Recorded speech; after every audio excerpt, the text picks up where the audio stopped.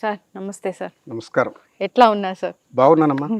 మీలాంటి లెజెండ్స్ చెప్తారు ధర్మబద్ధంగా ఉండాలి, ధర్మాన్ని నిరంతరం బోధిస్తూ ఉంటారు. దాన్ని ఎంతవరకు చాతనైనంత వరకు వ్యాప్తి చెందించాలని చూస్తూ ఉంటారు. ధర్మం ఎక్కడా లేదు సార్ అసలు ఇప్పుడు చూస్తే.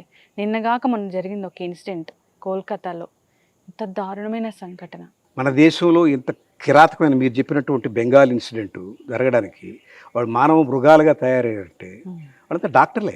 జరిగిన పని అంతా డాక్టర్ల మీదే డాక్టర్లే చేశారు. అంటే వాడి చదువు ఎందుకు పనికిరాలేదు కదా? అంతే. వాడికి చదువు పనికిరాలే. వాడికి చదువు ప్లస్ సంస్కారం ఉంటే, వాడికి విద్య అనేది ఉంటే వాడి పని చేసేవాడా? చేసేవాడు. అక్కడితో ఆగొద్దు. ఇంత జరిగితే దాన్ని స్పందించిన ప్రభుత్వాలు వాళ్ళకి సంస్కారం ఉందా? దాని మీద మళ్ళీ విచారణ, సమీక్ష, కోర్టు, బెయిలు, జైలు, ఇంత విరామం అవసరమా?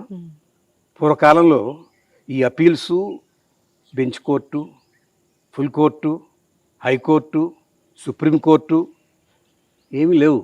రాజుగారు నిర్ణయం తీసుకునేవారు. వీడు తప్పు చేశాడా, బహిష్కరణ లేదా ఉరి, అంతే. యావజ్జీవ కారాగార శిక్ష. అంత త్వరగా న్యాయానికి కట్టుబడేవాడు. ఒక నేరం చేస్తే దాని మీద నిర్ణయం చాలా ఫాస్ట్గా ఉండేది. ఇవాళ లేదు. అది 32 లక్షల కేసులు పెండింగ్లో ఉన్నాయి మన హైకోర్టులో. ఎప్పటికి న్యాయం జరిగాను? ఒక తప్పు చేసిన వాడు హాయిగా బెయిల్ మీద బయట తిరుగుతున్నాడు. వాడికి ఏ రకమైన భయం లేదు. అందుకే రిపీట్ అవుతూ ఉన్నాయి. ఇదే నేను అంటాను. మనం కొన్ని దేశాలు పక్కన మన పొరుగు దేశాలు ఉన్నాయి, అరబ్ కంట్రీస్ ఉన్నాయి. వాళ్ళ మతాన్ని మనం పెద్దగా ఇష్టపడం. కానీ ఆ గొప్ప విషయం ఏంటంటే తప్పు చేసిన వాడికి శిక్ష వెంటనే ఉంటుంది. వాళ్ళు పబ్లిక్లో ఉరిదిస్తారు ఇట్లా జరిగితే. దానికి మళ్ళీ సమీక్షలు, అపీల్సు, ఇంకొక కోర్టు ఏమి లేవు. నిర్ణయం అయిపోతుంది. వాడు తప్పు చేసి దొరికితే వెంటనే శిక్ష అమలు అయిపోతుంది. ఆ భయం ఉంది అక్కడ. మన వాళ్ళే అక్కడికి వెళ్ళి పనిచేస్తారు గల్ఫ్ కంట్రీస్లో. మన బేల్దారులే, మన మ్యాజన్సే, మన కార్పెంటర్సే పర్ఫెక్ట్గా ఉంటాయి. ఏ బ్రిడ్జి కట్టినా పర్ఫెక్ట్గా ఉంటుంది. మన వాళ్ళు ఇక్కడ కట్టి తట్టుకుంటుందా? ఎందుకు ఉండదు? భయం లేదు. అక్కడ వేళ్ళు నరికేస్తారు. స్ట్రెయిట్ లైన్గా లేదు ఈ బ్రిడ్జ్ అంటే ఎవడరా ఇక్కడ చేసిన వరకు పిలుస్తారు, చేతులు నరికేస్తారు. I'm telling you truth.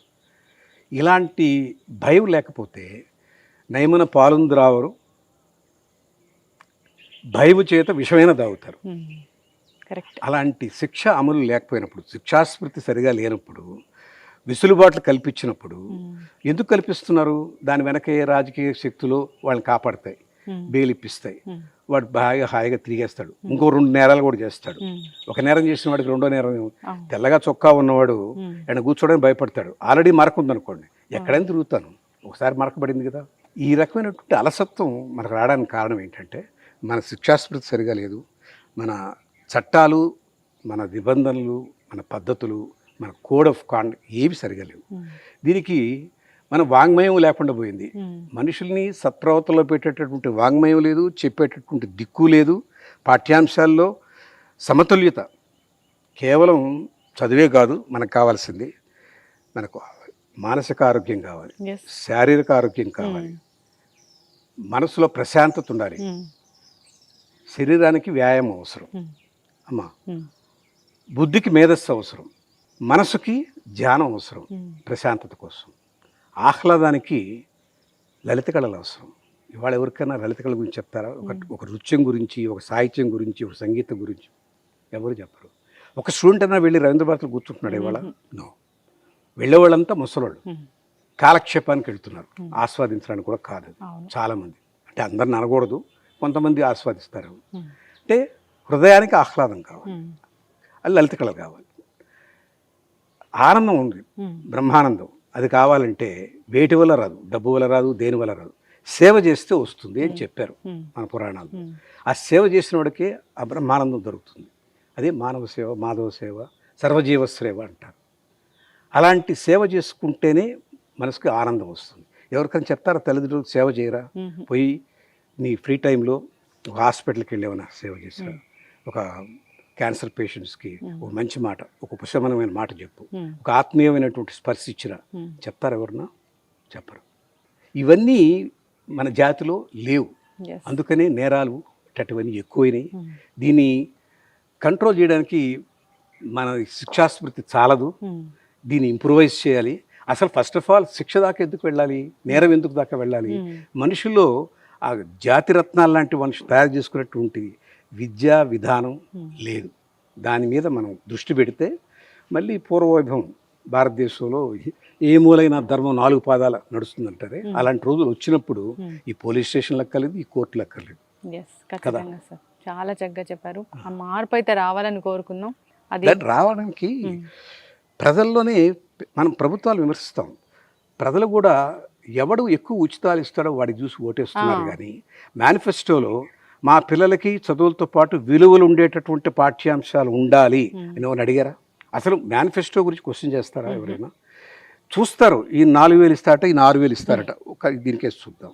అంటే బిచ్చగాళ్ళని తయారు చేస్తే ఈ బిచ్చగాళ్ళుగానే తయారైపోయి దానికోసం ఆశిస్తున్నారు. కానీ తమ బిడ్డల భవిష్యత్తు గురించి, వాళ్ళ విలువల గురించి వాళ్ళకు ఏమీ ఆలోచించట్లేదు. ఇది దురదృష్టం. ప్రజల మార్పు రావాలి. ప్రజల మార్పు రావాలి ఏంటంటే ఎవరు మాలాంటి తరం వాళ్ళు పదే పదే దీని గురించి విమర్శిస్తూ ఉండాలి. మాకు కొంచెం బెదిరింపు లెటర్స్ కూడా వస్తాయి, నువ్వు అతిగా మాట్లాడుతున్నావు జాగ్రత్త అని. భయపడకూడదు. ఈ వయసులో చంపేస్తారు, ఏమైంది, 75 ఏళ్ళు బతికాం హాయిగాని. ధర్మం తెలుసుకోవడం కాదు విశేషం, ధర్మం ఆచరించాలి. ధర్మాచరణం లేనిది అది దండగ. మన భారతదేశానికి ఉన్న ఒకే ఒక్క సాంస్కృతిక బలం ఏంటంటే ధర్మం. ధర్మం పునాది మీదనే ఈ జాతి, భారత జాతి విశ్వగురువుగా ఒకప్పుడు మెలిగింది. మనకు ఎక్కడ లేని వాంగ్మయం ఉంది, వాంగ్మయ సంపద ఉంది, పురాణ ఇతిహాసాలు ఉన్నాయి, వేదాలు ఉన్నాయి.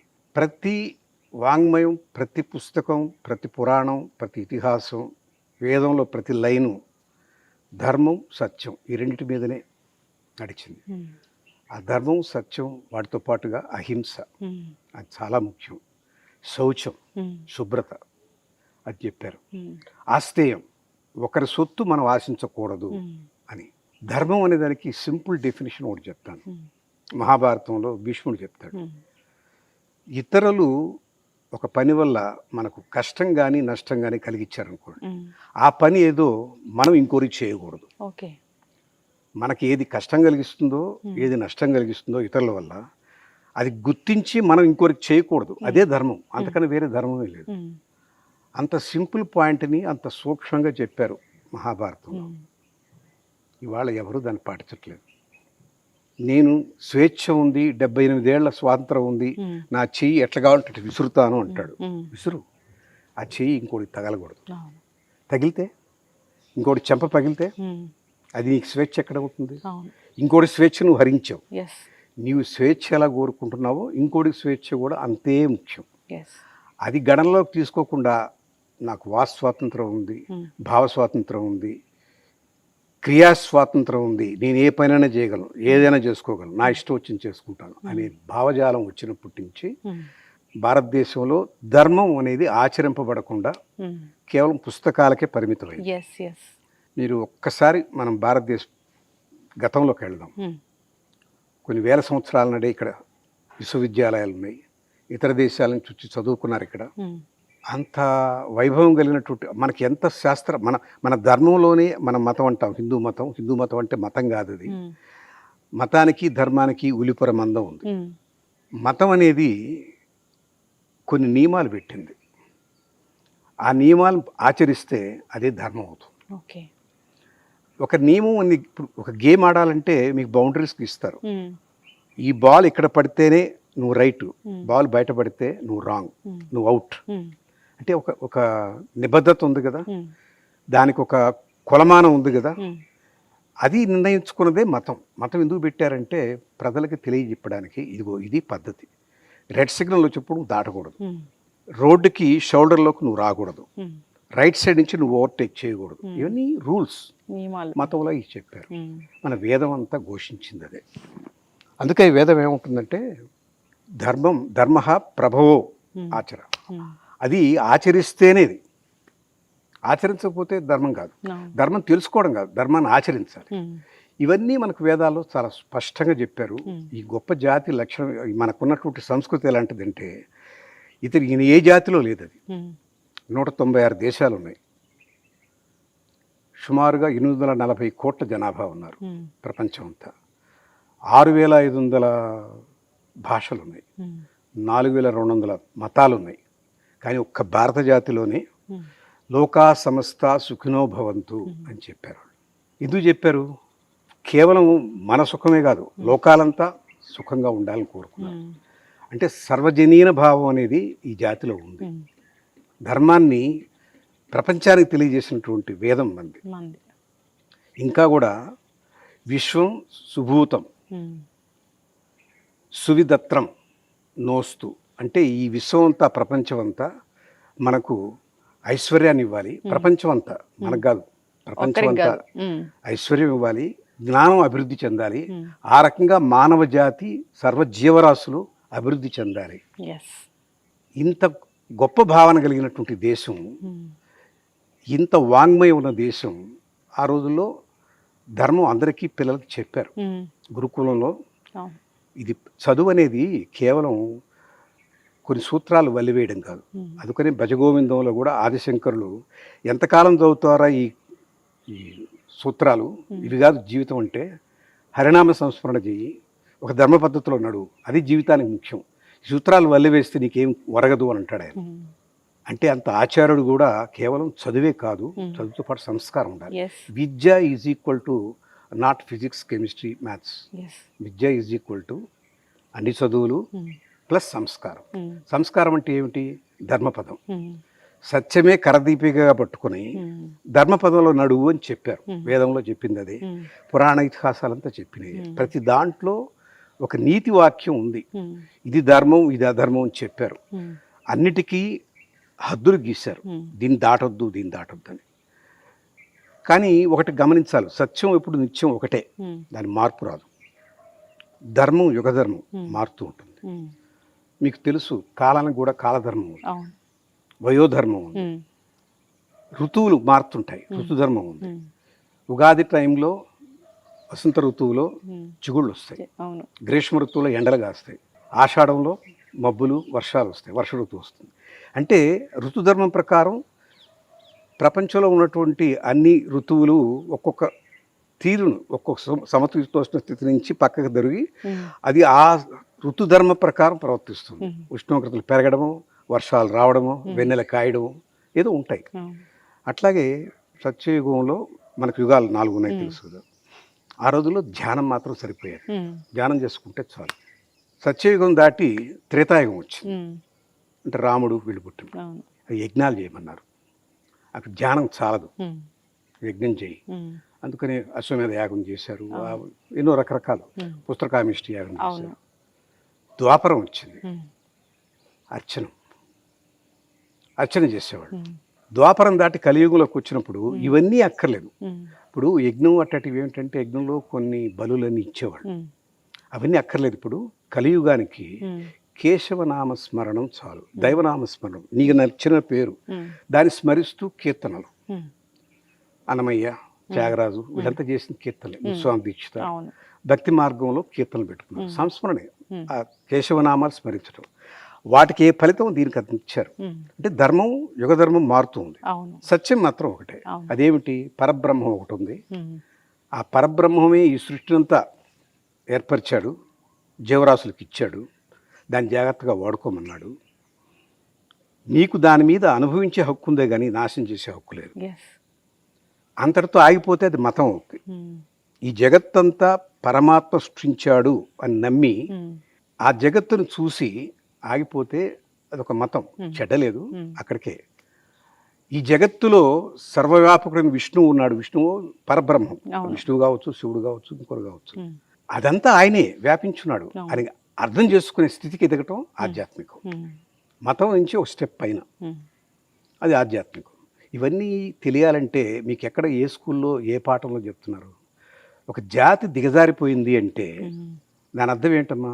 ఆ జాతి మంచి మనుషులు తయారు చేసుకోలేకపోయింది, మంచి పురజనులు లేరు, అప్పుడు ఆ జాతి క్షీణించిపోతుంది. ఒక జాతి దిగజారిపోవడానికి కారణం వాళ్ళకి నైతిక విలువలు లోపడ్డాయి. కేవలం భుక్తి కోసం పనికొచ్చే చదువులు చదువుకున్నారు, ఇంజనీరింగు, మెడిసిను, లీగలు, అవన్నీ ఏమిటంటే ఒక ఉద్యోగం సంపాదించుకోవడానికి పనికొస్తాయి. Yes, everything is commercial. ఆత్మోద్ధరణకి ఏ రకంగానూ ఉపయోగపడవు. ఎస్. ఒకప్పుడు మేము చదువుకునే రోజుల్లో, అంటే నేను చెప్పేది 1957, 57, 58 ప్రాంతాల్లో నేను మొట్టమొదటి హై స్కూల్కి వెళ్ళినప్పుడు మాకు మోరల్ క్లాస్ అని ఉండేది. ఇవాళ లేదు అది. క్రాఫ్ట్స్ క్లాస్ అని ఉండేది. ఇవాళ లేదు అది. గేమ్ స్పోర్ట్స్ క్లాస్ అని ఉండేది. స్పోర్ట్స్ ఆడించడమే కాదు, క్లాస్ కూడా ఉండేది. చెప్పేవాళ్ళు ఈ గేమ్ ఇంత ఆడాలి, ఇది దీంట్లో ధర్మం, దీంట్లో ఇది పద్ధతి. ఎక్కడ ఆ స్పోర్ట్స్లో ఉన్న నియమాలని చెప్పేవాళ్ళు, తర్వాత ఆడిచ్చేవాళ్ళు. వాళ్ళు అట్లాంటి ఏమీ లేవు. పోయి ఆడుకోండి అంటే వాళ్ళు ఏదో ఆడుకుంటారు. సో ఇవన్నీ కలిస్తేనే విద్య. ఇవన్నీ కలవకుండా కేవలం నేను మ్యాథ్స్ ఫిజిక్స్ రుబ్బేస్తాను, ఐఐటి పాస్ అయిపోతాను, అమెరికా వెళ్ళిపోతాను. వాడు మార్కులు సంపాదించినటువంటి ఒక రోబో కానీ వాళ్ళు మానవీయ విలువలే ఉంటాయి. తల్లిదండ్రుల పట్ల భక్తే ఉంటుంది, గురువు పట్ల శ్రద్ధే ఉంటుంది. ఇక తను సమాజం గురించి అర్థం కాదు, సామాజిక అవగాహన లేదు, రాజకీయం ఏమి తెలియదు, దేశం గురించి పట్టించుకోడు. వాడు ఉద్యోగం మార్కులు వచ్చాయి కాబట్టి మంచి ఉద్యోగం కావాలి, మంచి ఉద్యోగం వచ్చాక జీవితాన్ని లాగించేస్తాడు. ఇక ఏ రకమైన విలువలకి వాడికి తెలుసుకునే అవకాశం లేదు. తెలుసుకోనప్పుడు ఇక ఆచరణ ఎక్కడిది? ఇవన్నిటికీ కారణం ఏంటంటే మన విద్యా విధానంలో వచ్చిన పెద్ద మార్పు. ఒకనాడు ఉన్నటువంటి విద్య ఇవాళ లేదు. బ్రిటిష్ వాళ్ళు ఈ దేశానికి వచ్చి ఈ దేశంలో ఉన్నటువంటి సంపద అంటే కేవలం కరెన్సీ నోట్లు కాదు, భూమిలో ఉన్నటువంటి ఖనిజాలు, ముడిసరుకు అన్ని తీసుకున్నారు. అన్నిటికన్నా ముఖ్యంగా వాళ్ళకి కావాల్సిన వర్క్ ఫోర్స్ కోసం గుమాస్తాగిరి చేయగలిగినటువంటి చదువులు మనకు అప్పచెప్పారు. కేవలం మన గుమాస్తాలుగా చూడాలని అనుకున్నారు. వాళ్ళకి కొంతమంది ఇంజనీర్లు కూడా కావాలి, వాళ్ళ కింద పనిచేసి ఇంజనీరింగ్ కూడా పెట్టారు. కొంతమంది డాక్టర్లు కూడా కావాలి, వాళ్ళ దేశాన్ని పరిపాలన తలుకున్నారు కదా. అప్పుడు ఈ సమాజంలో వాళ్ళు బతకడానికి వాళ్ళకి కావాల్సినటువంటి అట్టాటి విద్య పెట్టారు. మన పరా విద్య చెప్పలేదు. మనకు అప్పటి వరకు ఉన్నటువంటి గురుకులంలో నేర్చుకున్న విద్యలన్నీ వెనక నెట్టేశారు. రెండోది, అన్నిటికన్నా ముఖ్యంగా వాళ్ళకి అర్థం కావడానికి వాళ్ళ ఇంగ్లీష్ భాష మనకు మప్పేశారు. ఎప్పుడైతే మన భాషలో మన వాంగ్మయం మనం చదువుకునే అవకాశం లేకపోయిందో, ఇవాళ ఎంతమందికి రామాయణం ఎవరు రాశారో తెలుసు, ఎంతమందికి మహాభారతం ఎన్ని పర్వాలు ఉన్నాయో తెలుసు, భాగవతం అనేది ఏమిటి, భగవద్గీత అనేది తేడా తెలియదు. అది ఎందుకు తెలుసుకోవాలి అనేది కూడా అనుకుంటున్నారు. మా టైం వేస్ట్ అనుకునే వాళ్ళు కూడా చాలా మంది ఉన్నారు. తర్వాత మన సంధికాలంలో మనుషులు, మీరు కాదు, మా తల్లిదండ్రులు చెప్పినవన్నీ మాకు గుర్తున్నాయి. చదవమని చెప్పేవాళ్ళు. ఇవన్నీ వేమన శతకం చదివాం, సుమత శతకం చదివాం, భర్తృ సుభాషితాలు చదివాం, దాశరథి శతకం చదివాం, నృసింహ శతకం చదివాం. ఈ శతకాలు ఏమి ఇవాళ లేవు. మహా అయితే ఎల్కేజీలో Jack and Jill went up the hill to fetch a pail of water అని ఇంగ్లీష్ రైమ్ నేర్చుకున్నారు. అదంతా హింస. ఒక జంతువు ఇంకో జంతువుని చంపడమే దాంట్లో ఆ రైమ్. ఎక్కడ నీతి చెప్పారు, ఎక్కడ ఏది మంచి ఏది చెడు చెప్పారు చెప్పలేదు. పోండి, చెప్పే అవకాశం లేకుండా మన భాషకు దూరం చేశాక ఇంట్లో కూడా తల్లిదండ్రులు చదివించే అవకాశం లేదు. ఇవాళ ఎంతమంది తెలుగు పేపర్ చదవగలరు? చదవలేరు, రాయలేరు. పోనీ వాళ్ళందరూ వదిలేద్దాం. తల్లిదండ్రులు అంటే మాలాంటి సంధికాలంలో ఉన్నాం, రాబోయే జనం అసలు ఏమీ లేదనుకోండి. వాళ్ళ పిల్లలకి అరే బాబు మన విలువలు కావాలి, మార్కుల కన్నా విలువలు చాలా ముఖ్యం అని చెప్పేటువంటి తల్లిదండ్రులు కూడా లేకుండా పోయారు. ఏమిటి? పోటీ ప్రపంచం. మా అబ్బాయి వాళ్ళ అబ్బాయి లాగా ఐఐటి చదవాలి, మా అబ్బాయి అమెరికా వెళ్ళిపోవాలి, వాళ్ళ పిల్లడు ఆస్ట్రేలియా వెళ్ళాడు, మా ఇంకా పెద్ద కంట్రీకి వెళ్ళాలి అన్న పోటీ ప్రపంచంలో బిడ్డల్ని భుక్తి కోసం వచ్చే పెద్ద ఉద్యోగాల కోసం పెద్ద ప్రయత్నం చేస్తున్నారు. కానీ వీడు విలువలున్న బిడ్డగా పెరుగుతాడా లేదా అని ఎవ్వరు ఆలోచించట్లేదు. ఏ తల్లిదండ్రులైనా బాబు నువ్వు జీవితంలో ఒక నికార్సుగా నిజాయితీగా బతకాలి అని చెప్పిన వాళ్ళు ఉన్నారా? నీకు 99 మార్కుల కన్నా తక్కువ ఒక మార్కు వస్తే నీ మొహం నాకు చూపించుకొని తల్లిదండ్రులే ఉన్నారు.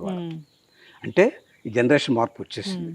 చదువుకోవడానికి వాళ్ళకి తెలుగు రాదు, మాతృభాష పోనీ తెలుగు ఎక్కలేదు, మాతృభాష లేదు. మనకున్న వాంగ్మయం అంతా మన మాతృభాషలో ఉంది. ఇంగ్లీష్ వాడికి ధర్మం అంటే తెలుసా? ఇంగ్లీష్లో ధర్మానికి సరైన పదమే లేదు. కర్మ అనేది తెలుసా? దానికి సరైన పదమే లేదు. సత్యం బహుశా ట్రూత్ అని అంటాడు. సత్యం అనేది ట్రూత్ కాదు, సత్యం అనేది బ్రహ్మ స్వరూపం. బ్రహ్మన్ అంటే వాడు బ్రాహ్మణ్ అనుకుంటాడు, అంతకన్నా తెలియదు. అలాంటి వాడు మన సిద్ధాంతం చెప్పలేడు. చెప్పకపోతే పిల్లలకి ఎలా తెలుస్తుంది? తల్లిదండ్రులు చెప్పే అవకాశం లేదు, పుస్తకాలు లేవు, ఉన్నా చదివే అవకాశం లేదు. పుస్తకాలు ఉన్నాయి, అది చదివే వాళ్ళు లేవు. ఎంతమంది ఇళ్లలో వాళ్ళ మీకు భగవద్గీత దొరుకుద్ది, రామాయణం దొరుకుతుంది? దొరకదు. అగాథా క్రిస్టి నవల్స్ ఉంటాయి, ఇంకేదో డిటెక్టివ్ నవల్స్ ఉంటాయి. మన సంప్రదాయం, మన సదాచారం ఇవన్నీ ఉండేటటువంటి పుస్తకాలు కానీ, దానికి సంబంధించినటువంటి సమాచారం కానీ, ఎందుకు రామాయణం చదవాలి, ఎందుకు భారతం చదవాలి? కృష్ణుడు దేవుడే అవతారం తీసుకున్నాడు. ధర్మంగా ఉన్నారు పాండవులు, వాళ్ళ పక్కన నిలబడ్డాడు. అయినా వనవాసం చేయాల్సి వచ్చింది, అజ్ఞాతవాసం చేయాల్సి వచ్చింది, కురుక్షేత్రం దాకా ఆగాల్సి వచ్చింది. భార్యకి అంత పెద్ద అవమానం జరిగింది. నడిసభలో ఆమె బట్టలు ఉడ్చేశారు. వాళ్ళని అనేక రకాలుగా అనేక సందర్భాలు సంపాదన చూశారు. అయినా వాళ్ళు సహనంగా ఉన్నారు. ఆ చివరి కురుక్షేత్రం వరకు వాళ్ళు ఏమి చెప్పినా పాటించారు. అంటే అర్థం ఏమిటి? సహనం ఉండాలని కదా. వాళ్ళు ఎవరికైనా సహనం అనేది అర్థం తెలుసా? పేషెన్స్ అనేది ఎవరికైనా తెలుసా? ఇంత చిన్న విషయానికి రెచ్చిపోయి తల్లిదండ్రులు విమర్శించడము, తిట్టడము, ఆపోజిట్గా భరించలేక ఆత్మహత్య చేసుకోవడం, అగ్రెసివ్గానే ఉన్నారు, డిప్రెషన్లో కన్నా వెళ్ళిపోతున్నారు. ఈ కారణం ఏమిటి? మన వాంగ్మయం చదవలేదు. రాముడు కూడా ఒక అవతారం. రేపు పట్టాభిషేకం. ఆయన ఒక చక్రవర్తి కొడుకు. ఆయన పెళ్లి చేసుకుంది ఒక చక్రవర్తి కూతుర్ని. తెల్లవారితే ఆయనకి పట్టాభిషేకం. రాత్రికి రాత్రి మారిపోయింది సీన్. అడవులకు వెళ్ళాల్సి వచ్చింది. ఒక మాట మాట్లాడా? సహనంగా తీసుకున్నాడా? ఇది నాకు రాసిపెట్టుంది, మా తండ్రికి నేను సేవ చేయగలిగే అవకాశం వచ్చింది, దాన్ని పాజిటివ్గా తీసుకుని వెళ్ళిపోయాడు ఆయన. అది చదివితే ఎవరికైనా అరే దేవుడుల అవతారమే ఇంత బాధపడిందా, ధర్మరక్షణ కోసం, ఒక మాట కోసం, తండ్రి మీద ఆ తండ్రి ఇచ్చిన మాట నిలబెట్టడానికి కోసం ఇంత త్యాగం చేశాడా అన్న ఆలోచన రావాలంటే అది చదివి ఉండాలి కదా. అవును. ఎవరు చదివారు? ఇవాళ ఒక్క స్టూడెంట్ అయినా నేను రామాయణం క్షుణ్ణంగా చదివింటాడు, ఏదో సినిమా చూసుకుంటాడు. సినిమాలో చూపించేది కాదు, నీవు చదివి అర్థం చేసుకొని దాన్ని అవగాహన చేసుకొని జీర్ణం చేసుకొని ఇది నా దేశ సంపద, ఇది నా దేశ సంస్కృతి, ఈ ప్రకారం నేను ఉండగలిగితే ఈ జాతిలో పుట్టిన దానికి నేను గర్వించాలి అని అనుకోవాలి. ఆ రకమైన ప్రైడ్ ఎక్కడిది? మన మాట మీద మనకు నమ్మకం లేదు, ఫెయిత్ ఇన్ అవర్ వర్డ్స్ లేదు, ట్రస్ట్ ఇన్ అవర్ కల్చర్ లేదు, pride in our nation, our heritage లేదు. అసలు మన దేశం గురించి నేను చూస్తున్నాను. నన్ను ఏదో జెండా ఆవిష్కరణ పిలిచారు. స్టూడెంట్స్ వచ్చి మేము కూడా మాట్లాడతామన్నారు. వాళ్ళతో గొప్ప చెప్పుకొని రాసుకున్నాం. ఒకరు 72 ఏళ్ళ స్వాతంత్రం అంటారు, ఇంకో 78 ఏళ్ళు అంటారు, ఇంకో 76 అంటారు. వాళ్ళకి అది కూడా తెలియదు. పోనీ స్వాతంత్రమైనా మన దేశానికి రికరింగ్ ఎంత పాత చరిత్ర ఉంది అంటే వీళ్ళు భారతదేశాన్ని 77 ఏళ్ళుగానే చూస్తున్నారు. వాడెవడో బ్రిటిష్ వాడు వెళ్ళిపోయాడు, స్వాతంత్రం వచ్చింది. ఎక్కడొచ్చింది? భావ స్వాతంత్రం ఎక్కడుంది? వాడు చెప్పిన ఇంగ్లీషే మాట్లాడారు, తెలుగు మాట్లాడలే. తెలుగు పిల్లలే ఏమంటే తెలుగు మర్చిపోయాం, మాకు చెప్పలేదు, మా సెకండ్ లాంగ్వేజ్ ఇంగ్లీష్ అండి, హిందీ అండి, మాకు ఇది వేరే ఏం లేదండి, తెలుగు చవరా లేదండి, తెలుగు ఇంట్లో మాట్లాడు. రామాయణం భారత్ అయ్యో తెలియదండి, మాకు క్లాస్లో లేవుండ పాఠాలు. సెక్యులరిజం అని వచ్చి అందరూ సమానమే కాబట్టి మనం మన రామాయణాన్ని చెప్పకూడదు పాఠ్యాంశాలను తీసేశారు. మన జాతిని మన వేలుతో మన కళ్ళే పొడిపించేట్టుగా చేశారు. దీని పర్యవసానాలే ఇవాళ మనం చూస్తున్నది.